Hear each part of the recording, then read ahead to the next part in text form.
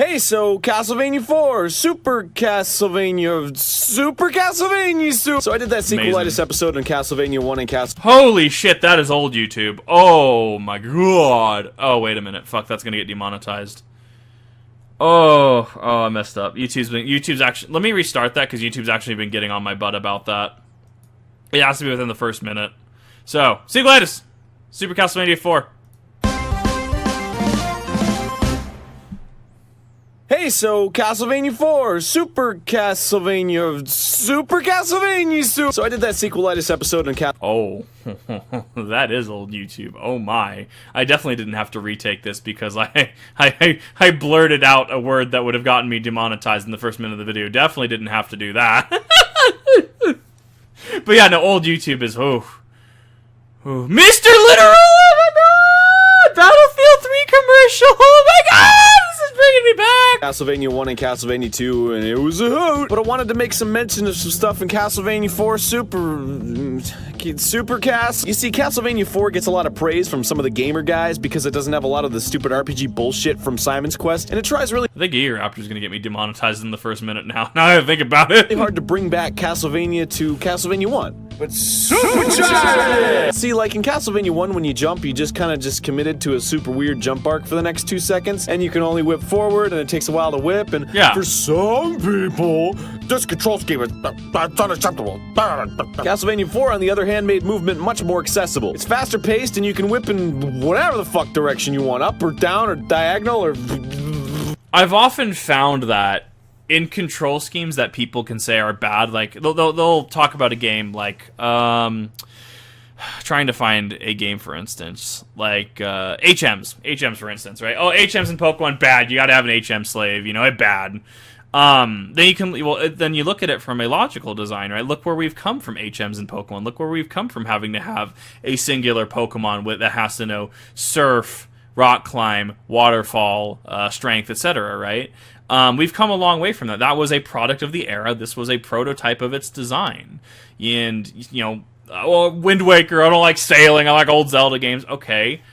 But for sailing mechanics, to traverse the Great Sea, it worked really well. And I've often found that a lot of these people that are bitching about certain mechanics, that are, you know, complaining about certain control schemes, don't quite understand the context that they're getting. Don't get me wrong, there's bad control schemes. I'm not going to defend certain games that have bad control schemes. I'm saying that if a game is good and someone is let's say objectively good, say like 80 plus out of 100, right? 8 out of 10 plus. And people are saying, oh no, this part of the control scheme doesn't work. It's blah, blah, blah, blah, blah, right? You know, it could just be that you're looking at it through the wrong lens. As someone that goes back to Majora's Mask for the 64 copy very occasionally, right? Well, frequently, I guess I should say. It's awful in terms of movement. I'm sorry, Ocarina of Time, Majora's Mask are awful in terms of control schemes, but they are a product of their time, and I understand that. I'm not complaining on them as if they came out in 2023. I'm not. And Majora's Mask, for the record, is still one of my favorite games of all time. We're talking top 3. Like, it's just to throw myself into the ring there. The point being is that control schemes can be subjective, and people complaining about control schemes can potentially not understand the context from which it's coming from. If you want something in the gaming sphere that is similar, IGN rated Pokemon Ruby and Sapphire 7 out of 10 too much water. Because it's a tropical region. Yeah. You can jump and then control your mid-air velocity, and everything is just a little more freeform, so you don't gotta buy a fucking engagement ring for your jump arcs. But the question that I think is really important here isn't whether or not this is better than Castlevania 1 or 2, or whatever the fuck one comes between the second and fourth ones. What? The question is, how does this change Castlevania? I'm missing the critical context for that joke. This question is important because everything in Castlevania 1 was deliberate. The reason items exist is because your whip is so clunky and slow, and jumping is such a major pain in the fucking ass that maybe sometimes you just want to throw an axe. Maybe you just want to toss crosses around it. Oh boy, it came back. The items were essentially the meta in Castlevania. Knowing what's ahead and planning your items accordingly was really important, and as we know, that's what Castlevania was all about. Being careful and planning things out. It was much easier to get through certain situations by being able to throw shit upwards in an arcing motion or throwing bottles of perfume at the ground to make shit smell nice. Basically, in Castlevania 1, whipping stuff was not an optimal solution to killing things, and it incentivized you to get better with the items. Castlevania 4 threw it out the fucking window! Whipping was all that mattered. It's fast, it's efficient, it's the strongest thing you have. Why the fuck do you even need the items? Like, check this shit out. In level 1-3, there are these goofy shrub, seaweed, whatevers that fall from the ceiling and crawl along the ground like a dumbass. You conveniently have the smelly perfume item you throw on the ground to attack them, but oh wait, whipping them and ducking is equally as effective. Sorry guys. Cool, man. In level 2-1... And that is how a meta develops, where in Castlevania 1, your whip was kind of your last resort, and I do like that philosophy that they went with, right? You wanted to use your other items before resorting to your whip because you had to use it tactically, where in this, it's just run and gun, quote-unquote, so to speak. The whip becomes the meta. Everything else, by extension, is Tier 2, right? Even Tier 3.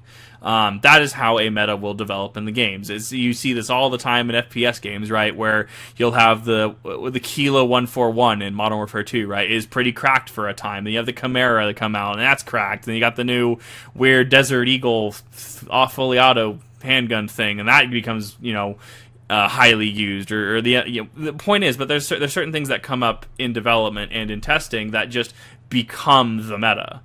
And that's not abnormal for a game. In fact, that's actually normal for how games develop. It's why when you go and play Magic the Gathering circa like maybe a year plus, I don't even remember how long, Ragavan, the stupid monkey, right? Banned in Legacy but legal in Modern, right? The monkey just becomes Monkey. Or in Yu-Gi-Oh, right? The reason why Max C is actually a format warping card, the OCG has, is that you have to play the game with Max C in mind. You have to play the game as you are going in to fight Max C, or you're going in to use Max C, or Max C warps the entire format. That can be a 4-hour debate. I can have at some later point in time. Point being is that there will be trends that develop as the best quote-unquote options, and that's how you develop a meta. The whip in this circumstance is just the best option, so therefore becomes the meta when you use it. You get the axe early on that's clearly meant for the spiders that come down from the sky, but you could just whip diagonal up at them. Even the tiny spiders they shoot are in the perfect trajectory to fuck them up with one whoop. In level 2-3, same deal. You have the axe when the waterfall is pushing you down, and it clearly wants you to kill all these bats and hands and whatever with the axes, but whip-a-good! Yeah. Level 3-1, the game gives you the holy perfume to take out these splitting mud monster things.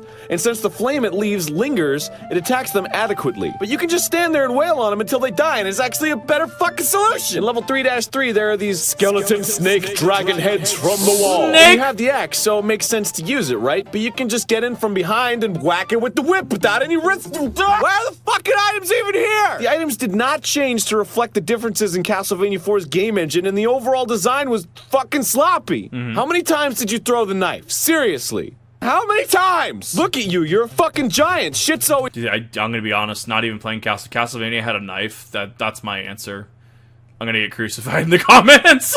in your reach with your long-ass whip. Knives are pointless and they suck. Oh man, come on. This is a huge change in the feel of the entire game. Notice in Castlevania 4 that hitting lanterns felt a little more tedious since the rewards were less important. Notice how you can rack up the hearts and not even notice. Yeah. Near the end of level 1 I had 86 hearts. Halfway through level 3 I had 73. Notice how when you pick up the knife, when you had the boomerang cross, you don't even care. In Castlevania 1 that shit would have driven you fucking insane. But here, you can whip diagonal. Because the whip is the meta, therefore picking up something that in previous entries would have been aggravating is now a non-issue, showcases how omnipresent the new whip is.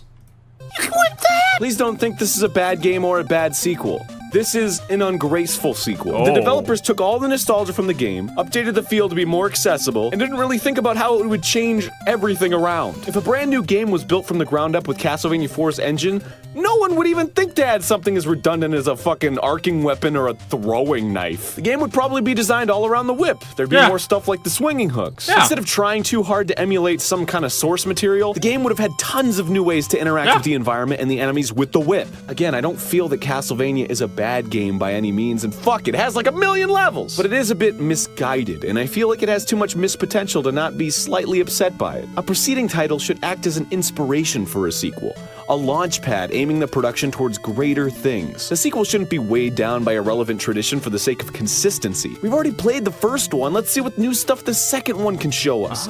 Or the fourth one. The second one was dumb. But you know what? Go play Castlevania, see what I mean. I ain't trying to be some deterrent here. I'm just saying, you know, I'm just saying. He's saying. I'm just saying. Super Saiyan. Wait, that was it? Amazing.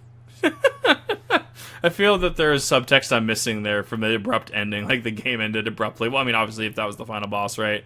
No, the whip developing into an omnipresent tool just shifts the entire focus that the other games had tried to set before it, which isn't bad, it's just shifting priorities, right? It's like how Advanced Warfare, right?